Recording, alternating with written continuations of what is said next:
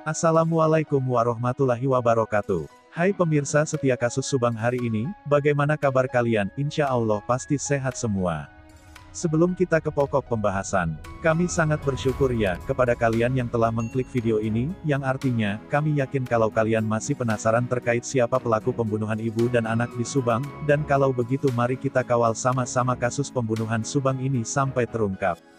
Tinggal 29 hari lagi menuju tutup tahun 2021, pengungkapan kasus pembunuhan Subang yang telah melewati hari ke-100, polisi belum juga mengumumkan siapa tersangka kasus yang telah menewaskan Tuti Suhartini dan Amel tersebut. Pada pekan lalu atau sehari menjelang 100 hari kasus pembunuhan Subang yang terjadi pada tanggal 18 Agustus tahun 2021, justru pihak kepolisian melakukan pemeriksaan serentak yang dilakukan di Polda Jabar dan di Polres Subang. Kapolda Jabar Irjen Pol Suntana menanggapi kasus pembunuhan Subang tersebut, meminta doa restu dari masyarakat untuk segera mengungkap tersangka kasus pembunuh ibu dan anak di Subang tersebut. Dalam pemeriksaan yang dilaksanakan pada Kamis tanggal 25 November tahun 2021 itu, 3 saksi kunci kasus pembunuhan Subang yakni Yosef, Yoris, dan Danu diperiksa bersamaan di Mapolda Jabar di Jalan Soekarno-Hatta, Bandung. Apa benar suami dan ayah dari korban pembunuhan Subang itu yakni Yosef, kemudian anak dan kakak dari korban, Yoris, serta sepupu korban, Danu jadi kunci untuk pengungkapan kasus yang telah menarik banyak perhatian publik tersebut. Apalagi jika dikaitkan dengan pernyataan Kapolres Subang AKBP Sumarni di awal kasus pembunuhan Subang menyatakan pelakunya diduga adalah orang-orang terdekat korban. Salah satu alasannya adalah hasil olah TKP yang dilakukan tim penyidik pada tanggal 18 Agustus tahun 2021 pagi, tidak ditemukan kerusakan di pintu masuk ke rumah almarhum Tuti Suhartini di Ciseti, Jalan Cagak, Subang.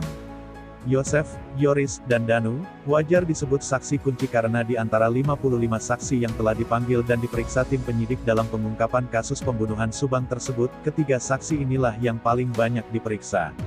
Bahkan, Yosef telah menjalani pemeriksaan sebanyak 16 kali.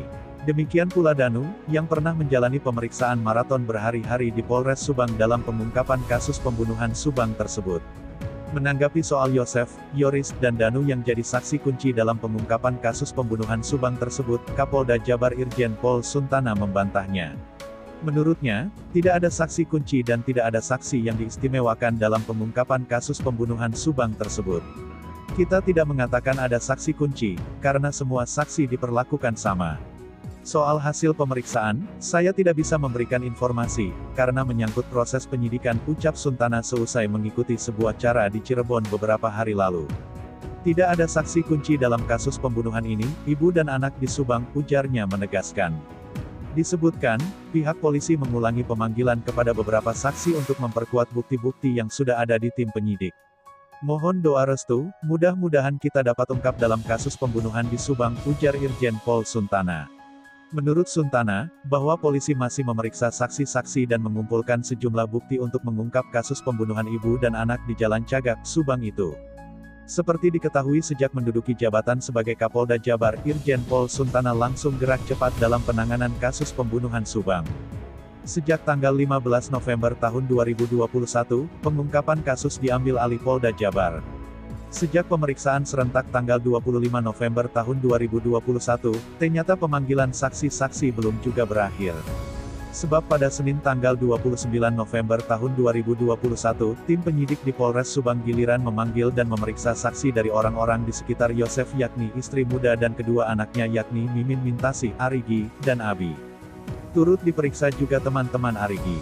Sehari kemudian pada Selasa tanggal 30 November tahun 2021, giliran 3 saksi yang bekerja di sekolah di bawah naungan Yayasan Bina Prestasi Nasional, diperiksa di Polres Subang.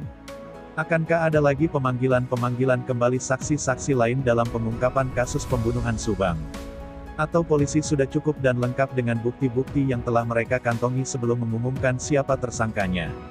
Nah, bagaimana menurut kalian? Terima kasih sudah mampir di channel kami tim kru redaksi yang bertugas mengundurkan diri, semoga terus diberikan kesehatan amin, serta pelaku Subang semoga segera ditetapkan siapa pelakunya, amin amin ya robbal alamin.